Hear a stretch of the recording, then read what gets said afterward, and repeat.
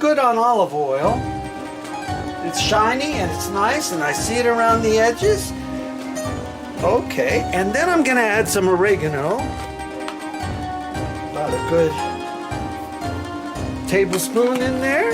And we have got our base going here. We're just gonna mix it all up, and then I'm gonna put the lid on, and we're gonna let it bubble, bubble, bubble in here. And then as soon as the meatballs come out, we'll pop them in there and cook them off. Finish cooking off our meatballs in the sauce. Okay, so there we go. On goes the lid. We'll taste it after a little while to make sure it has enough salt. What's going to happen is it's going to bubble up, and your lid's going to get tomato sauce on it, which is just fine. You can take and you can just use your spatula and clean it off so you get all of your good things out. And here it goes. Okay.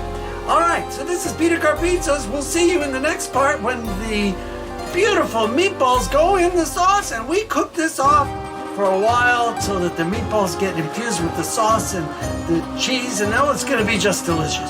So this is Peter Carpizzo's making sauce today the easy way. Peter Carpizzo's out.